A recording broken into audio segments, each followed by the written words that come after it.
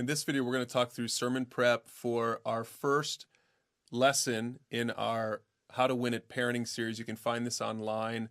In fact, below this video, you can get all the links that you need, everything that we're going to be referring to. In fact, we're going to actually go through my sermon note document. My wife and I are going to go through it because actually we're going to preach this together. We're actually going to team preach this on Sunday, and you'll see we're going to kind of swap off sections of the sermon.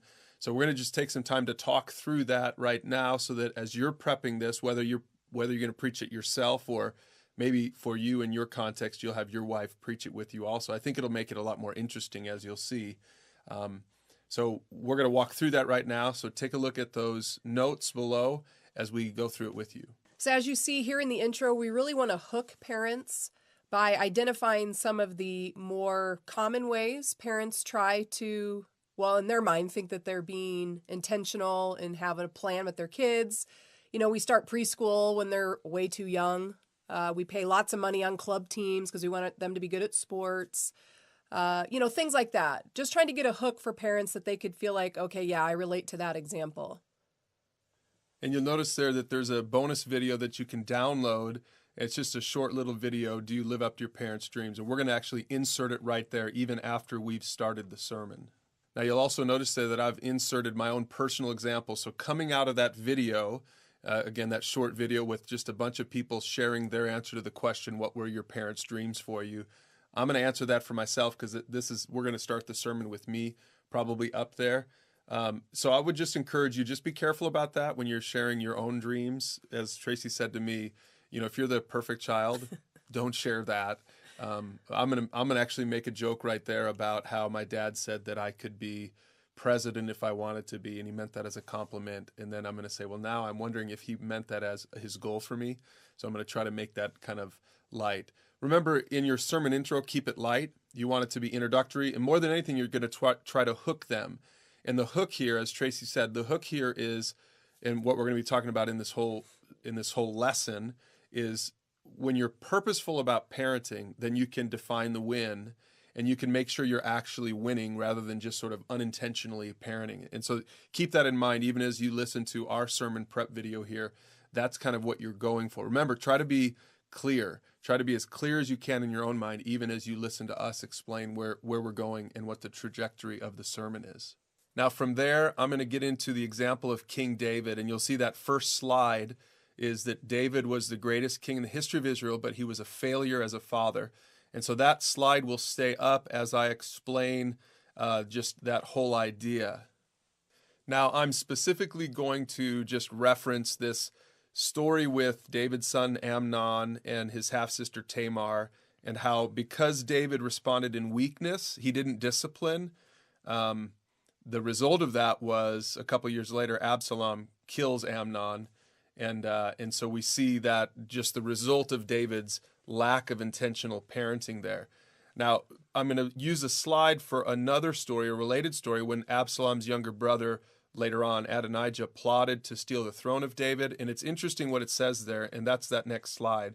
It says, now his father, King David, had never disciplined him at any time, even by asking, why are you doing that? And I'm going to focus on that particular concept there, just even that verse that says that David never disciplined him at any time, and he never even said, why are you doing that? He never even challenged him. Now, obviously, I think that relates way back to when Adonijah was young and probably just David's way of parenting. He wasn't purposeful. As purposeful as he was with his wars and even with his women, he wasn't very purposeful with his parenting. And we see the result in David's life. I mean, it really was a failure. Now, probably right there, I'm going to share another personal example of how my parents disciplined me. And in my case, I'm going to say, now, this would not have been written about my father or my mother because they were very good at disciplining. Probably share a little funny example of a time they disciplined. And again, keep it light and mix in my own example. Trying to get people to think about, am I purposeful or not? And that will lead to the next section in the sermon, which Tracy's going to take and get up and preach that next section. Okay, so coming out of those examples, then we go to the next slide, and here's the talking point. King David didn't fail on purpose as a parent. He failed because he didn't parent on purpose. So here it's just going to be important to emphasize, as parents, we come home with our kids from the hospital and all of a sudden it's like, we're in charge. What are we supposed to do? And you think about any other thing that we embark on in life, a business, when you buy a house or a car, we do research, we plan, we save our money, we do all these things to prepare for it. Yet with parenting, oftentimes we just kind of thrust ourselves into the role and think it's just going to kind of take care of itself.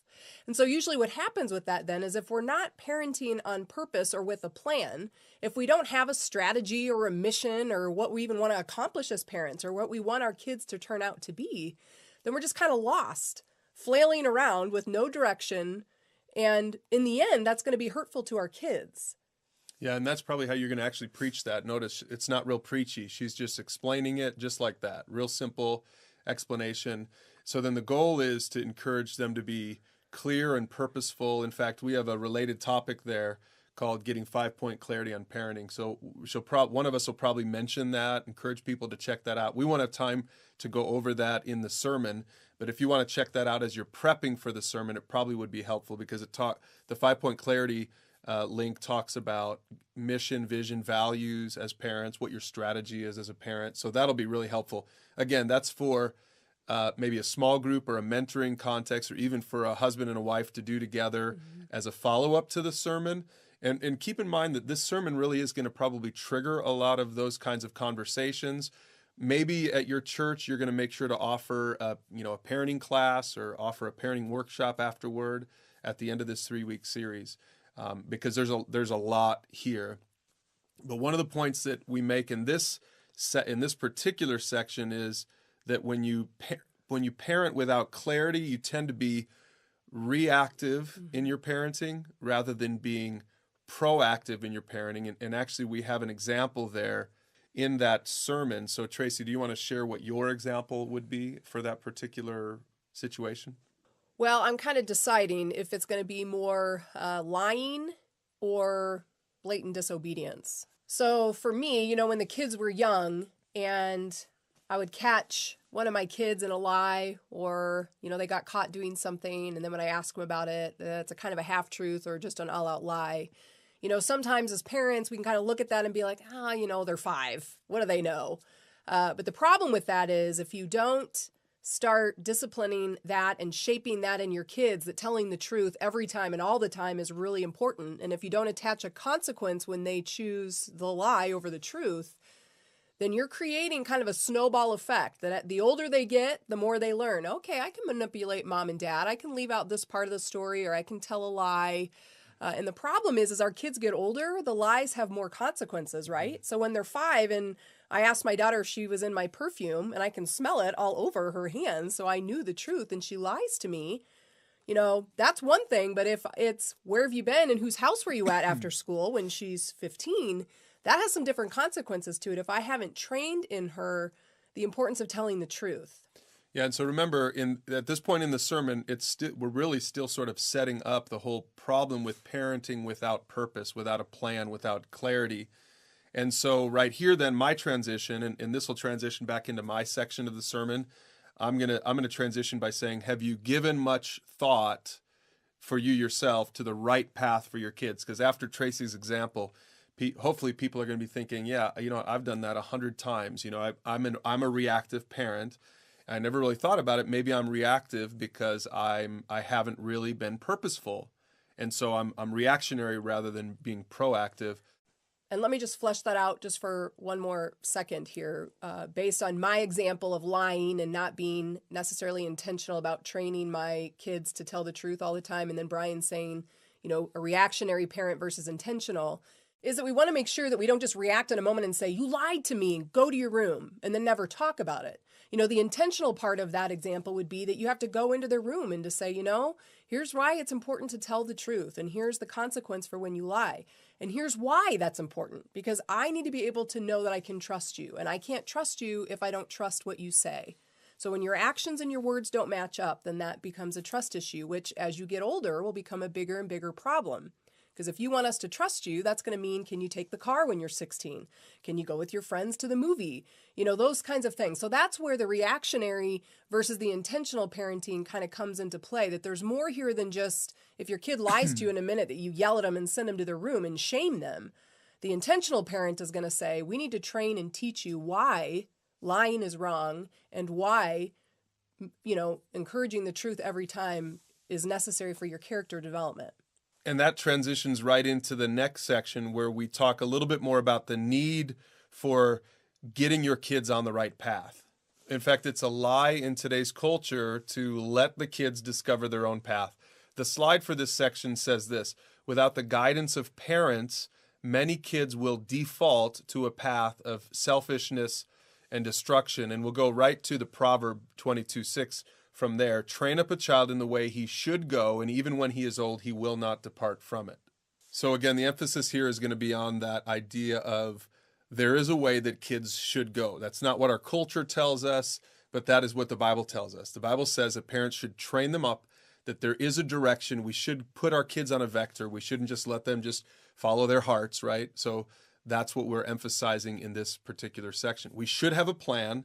We should be purposeful as parents. We shouldn't just let them just go wherever they want, right? So now some people might be listening to that if they're not believers, and they might have to be convinced about that. So just be aware of that with your congregation in mind. But there's a couple of notes that we have there in my sermon notes I want you to take a look at real quick. The first note is that we're not talking about raising holier-than-thou kids who separate themselves from regular people, but we're talking about young people who learn how to think critically about the secular world that they live in, and that they really buy into the worldview of Jesus. Now, depending on your church, depending on your congregation, you might really need to emphasize this. Maybe you don't need to emphasize this, but I just know on this particular case, in this particular section, I think some parents might mistakenly think that we're saying that we want to raise kids who are just like out of the world, separated from the world. And I know we're very sensitized to that. We don't want a church filled with Christian parents who think that the idea is to get them to be separatists and to not have friends and to not sort of engage in the world. So we're not just trying to, and we have to figure this out with our own kids, 13 and 15, our kids are. But we're always trying to encourage them, listen, be in the world, but don't be of the world. So when it says train up a child in the way they should go, we're not trying to train up these Christians that can't really relate to all the other kids. So just be aware of that. I know we're probably going to address that briefly in the sermon itself.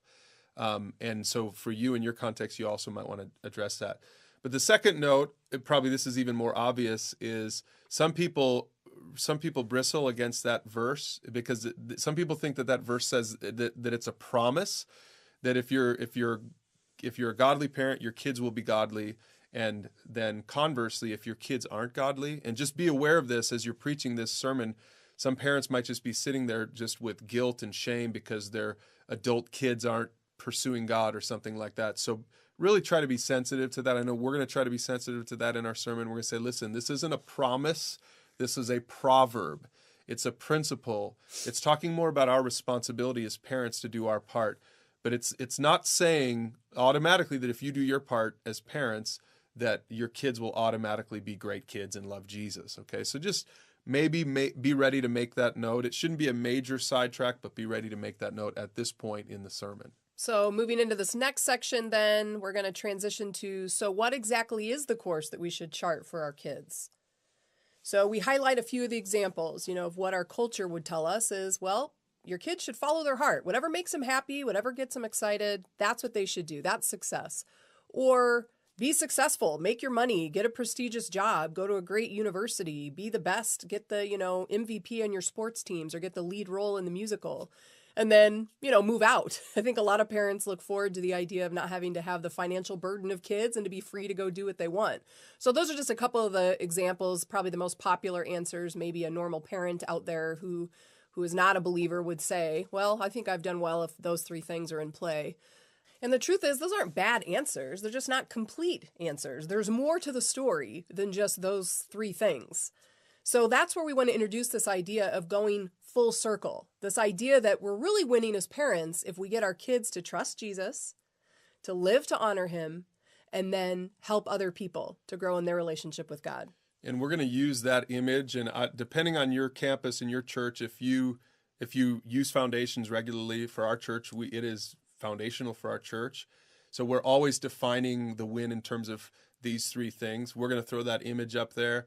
And we're gonna just make sure that we share personal examples in our own life where we as parents have gone full circle and we're trusting Jesus and honoring God and helping others. And to me, this is one of the most important parts of the sermon, is to say, and again, we're talking to Christian parents now, but if you're a Christian parent and you aren't really thinking purposefully about helping your kids go full circle, this really is the win. In fact, you'll see that that's the slide there in the notes, in the sermon. The slide says the goal of Christian parenting is to raise kids who pursue God full circle. So this is really the part in the sermon where you can challenge parents to, make sure that they're going full circle. Are they wholehearted full circle Christians? Are they trusting Jesus? Are they honoring God in their life? And are they helping others? And maybe this is also a great place to make the appeal to maybe the seekers in the crowd who are parents, to say, listen, if you're here today and you've never gone through foundations, we encourage you to do that, to go through foundations and make sure that you're